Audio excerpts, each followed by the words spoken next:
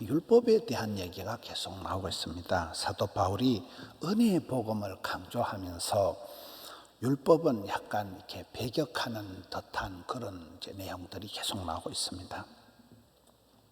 그러나 율법은 그런 쓰잘데없는 것이 아니다.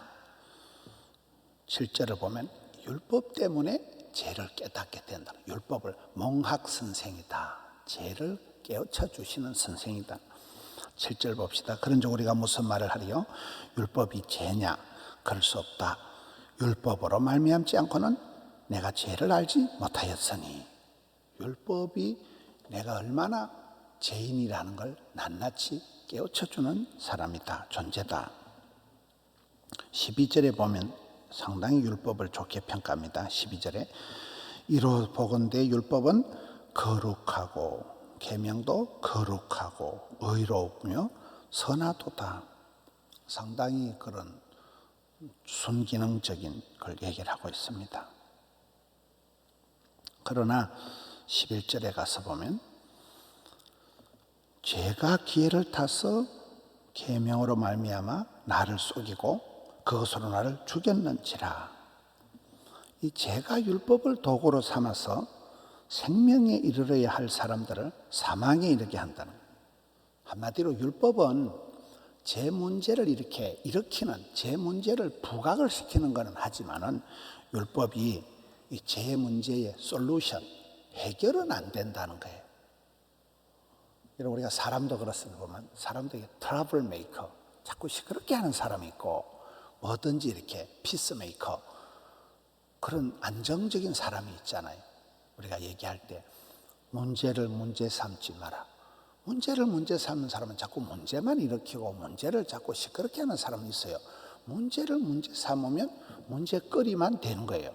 근데 문제를 우리가 기도 제목으로 삼아버리면 그 문제가 있기 때문에 큰 소리 못 치고, 문제가 있기 때문에 겸손하고, 문제가 있기 때문에 부르짖다가 진짜 배기복을 받는다는 거예요. 문제를 삼으면 문제거리만 되지만은 기도 제목을 삼으면 그게 변화의 계기가 되고 오히려 간정이 되고 썸물이 단물 된다, 뭐 애물단지가 보물단지가 된다 이렇잖아요.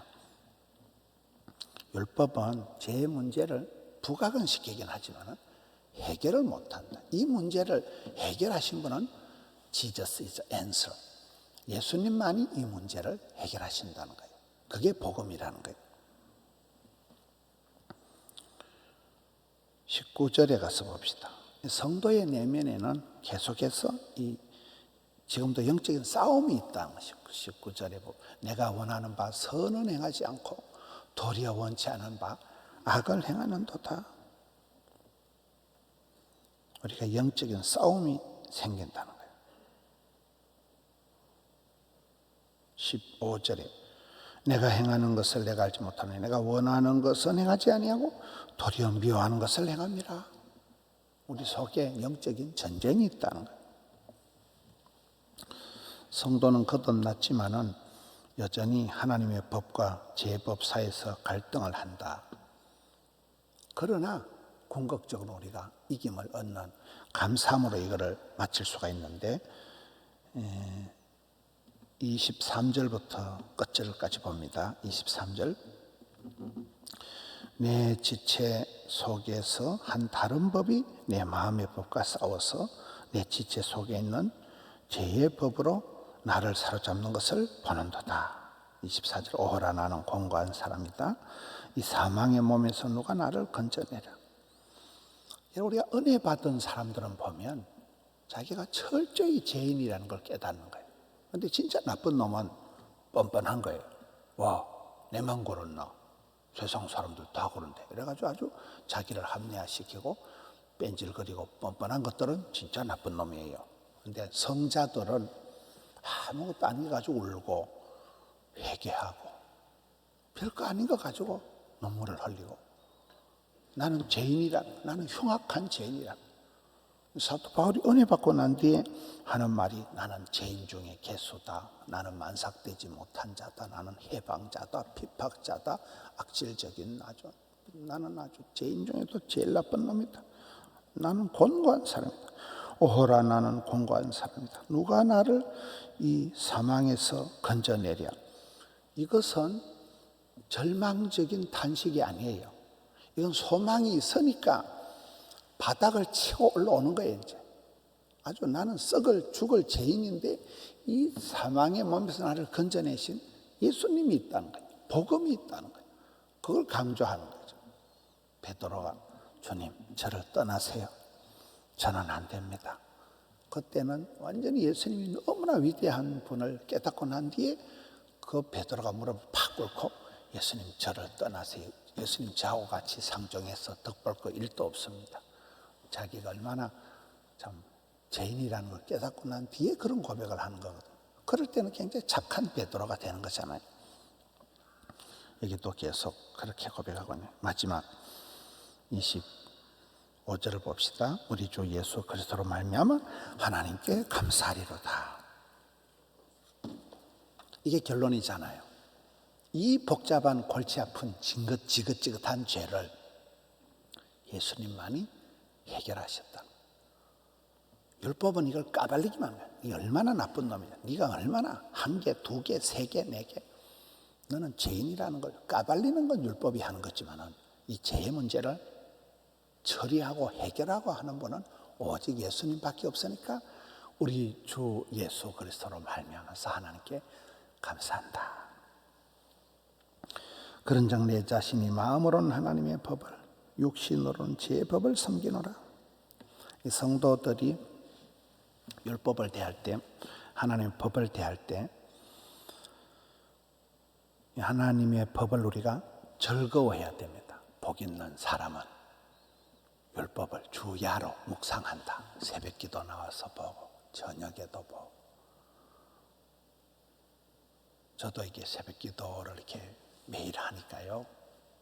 적어도 아침 저녁으로 아침 점심 저녁으로 계속 말씀을 보게 되고 책을 보게 되고 기도하게 되고.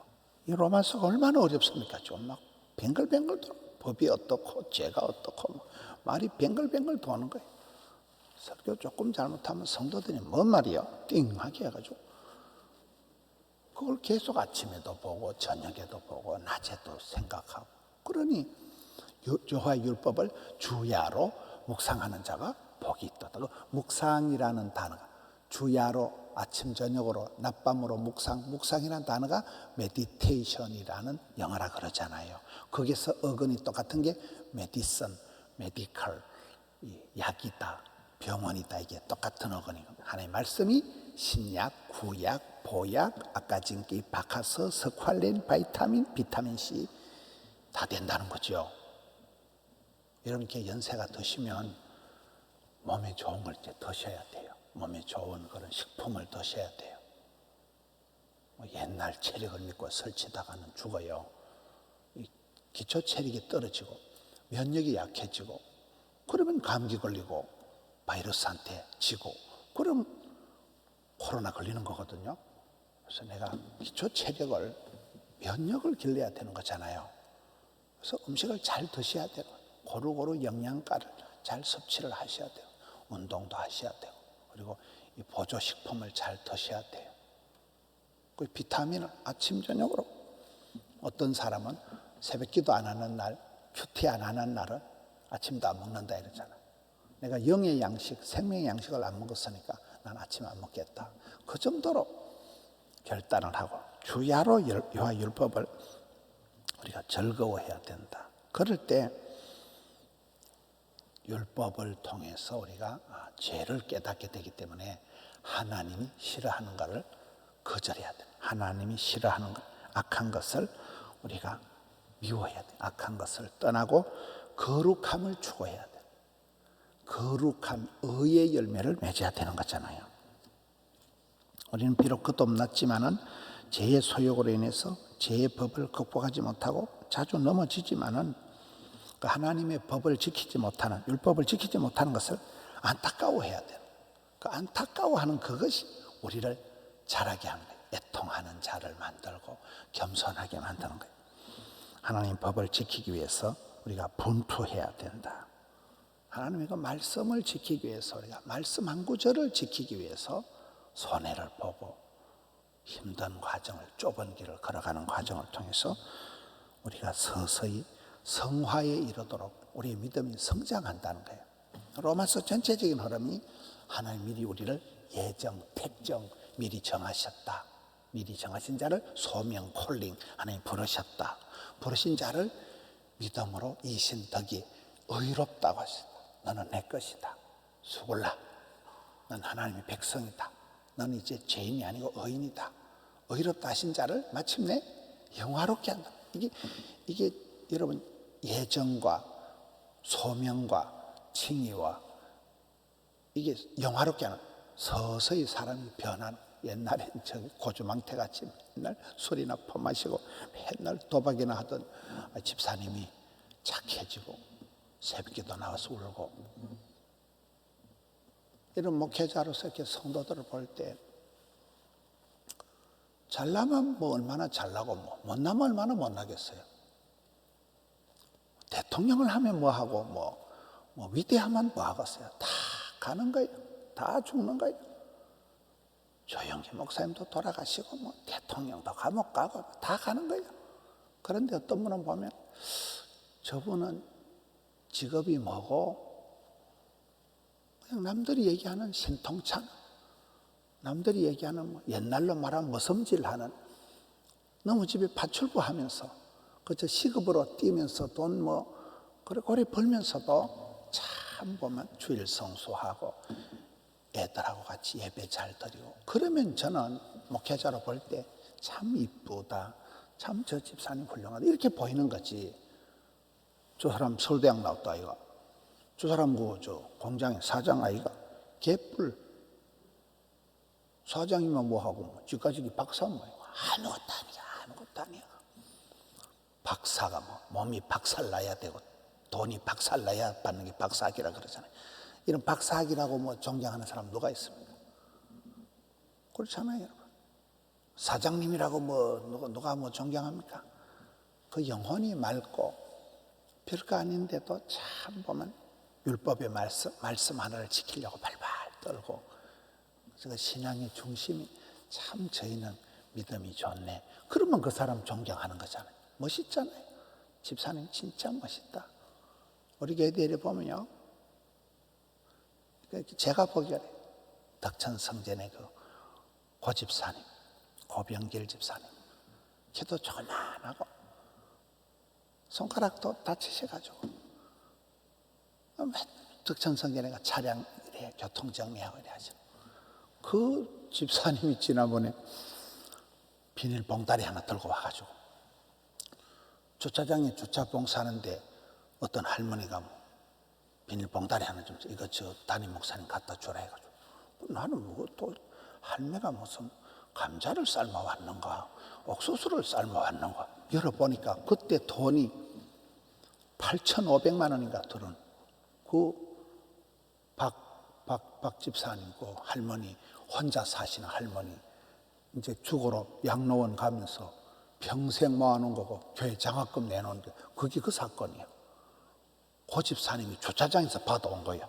목사님이 봉다리도 얄궂은 걸, 이 할매가 평생 모아놓은 거를 자기는 이제 혼자 사는 분이니까 가족이 없으니까 그 집사가 들어왔더라. 여러분 그 집사님 키가 커요. 직장이 신통찮고 몸도 안 좋아. 이런데도 다 보면 교회 구전일 다 하고. 저는 교회 그런 일에 몇 분들 보면 참 내가 엎드려 절을 하고 싶은 거예요. 참 저런 분들은 하나님 보실 때 얼마나 멋있겠느냐. 주의 몸된 교회를 사랑하고 늘 섬기고 늘 다른 사람들 예배 잘 드리도록 주차장 같은 데서 봉사하고. 오늘 고 집사님 나오시는지 모르겠다. 성화에 이른다는, 세월이 흘러가면서 점점 사람이 참 저희는 믿음, 소망, 사랑의 부자다. 그 사람이 장땡이지. 여러분 아파트면 3채 있다고 부자입니까? 5채 있다고 가쁩니까? 아무것도 아니야. 세금만 많이 나고 아무것도 아니야. 죄와 사망의 법에 끌려다니지 마라. 생명의 성령의 법에 해당되는 사람이 돼야 되는, 그렇잖아요. 율법은 옛사람의 입장에서는 죄를 드러내고 심판의 근거로 작동하기에 죄를 우리에게 깨우쳐 주지만, 새 사람의 입장에서는 죄에서 떠나 구원에 이르는 새 길, 예수 그리스도를 가르쳐 주는, 예수님 외에는 이 복잡한 법의 문제를 해결할 분이 없다는 것을 가르쳐 주기 때문에, 우리가 옛사람의 입장에서는 죄의 법이지만 율법이 새 사람의 입장에서는 의의 법이 되는 것입니다. 하나님의 법이 되는 것입니다. 여러분, 제가 어떤 글을 보니까 글에 이래 놨더라고요.